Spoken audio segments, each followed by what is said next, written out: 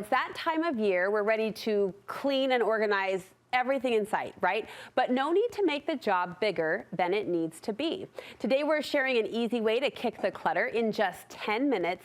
The trick my next guest is going to tell us is doing it in small bites at a time. Professional organizer Jenny Layton joins me to share her favorite organizing strategy, all-time favorite. Well, one of them. It's up there. It's up there. You say this is something that will have a really big impact in our home without a lot of effort. Right, and isn't that the best news ever? Yes. To hear that it can be easy?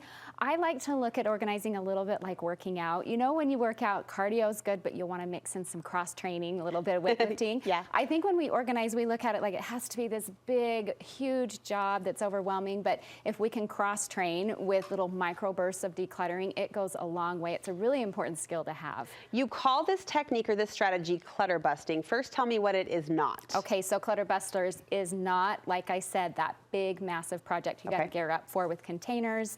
It's just simple little microbursts of 10 minutes of decluttering at a time. That sounds like, first of all, what we need, and second of all, what we can handle. So break it down for us. How does it work? Okay, so the very first thing you're going to want to do is choose one spot to focus on. When we kind of get all over the place and, you know, you get going and it's easy to declutter here and declutter there, you don't see the results really add up. So really focus in on that one spot that you want to do in that 10-minute time. Are there certain areas of the home that you find this is more effective or most effective for? Well, I think always visual clutter is the place you want to start. So any surface, if you've got that counter in the kitchen that drives you crazy, or maybe your dresser top or your end tables, those are the great places to start. But this works anywhere, any enclosed space, closets, drawers, cabinets. Okay, so we pick a spot, and then what do we do? So then you need to gather a few supplies. Really easy, you just need your phone or your watch to time yourself.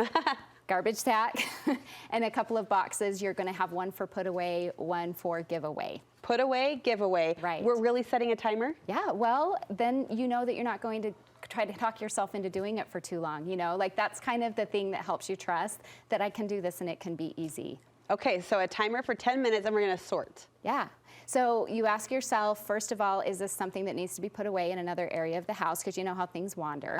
Okay, then next you ask yourself, well, am I kind of done with this? Has it seen its day? You know? Yeah. But it needs to go to someone else so that maybe I can give that away. And then there's obvious stuff that's broken or outdated or expired, so you throw that away. It's just amazing how much ends up and collects in one spot that shouldn't be there. In 10 minutes. Yeah. You recently taught this to a client. Yeah. What was the result? Oh, it was so fun. She loved it because it was the perfect size project that you really could tackle in 10 minutes. It was amazing how much we were really able to get out of that space. And just that little lift of every time she walks in her bathroom and opens that cupboard, so easy to see, so fun, and really easy to repeat and do again. Well, and I think of all the obvious hangnails in the home. Like, I can think of 2 cupboards right now that I am in and out of every day, and things are falling or I'm feeling frustrated. This would be a perfect place to start. Right, and I love to recommend that you just kind of build it into a routine, you know, because you can do anything for 5 or 10 minutes. Make it 5 minutes if you need to, but every time you unload the dishwasher, just set your timer and do 5 minutes of decluttering, starting with those 2 little places in your home. You're going to love it. Now, because you started with the exercise analogy, it feels like an appropriate way to end, because trainers always tell us just move for 5 minutes, and we know darn well that they know we're going to keep moving for more than 5 minutes. So I'm guessing there's a momentum that will take over here. I think so, but I think if you really do keep it more to 5 or 10, then you're more likely to repeat it. You know, if you know you're telling yourself, do it for 5 minutes, but you're in it for an hour, you're going to outsmart yourself and not want to do it. Stick to it. I think so. Yeah, there may be times you want to extend it a little bit more, but I really like it to just be a really light little part of your everyday process. I think the word there that you just said is actually alluring. Every day. Like, I could do a little section every day, and the cumulative effect would be really inspiring. And it adds up so much faster than you think. Yeah. Jenny, I love it. Clutter Busters, we're going to do it. We're going to try it. And if you do, let us know. We'd love to hear about it. How can viewers at home get more help from you? Okay, well, the best news about Clutter Busters is that I have a free 3-day program on my website. Fantastic. So just go to Clutter Busters.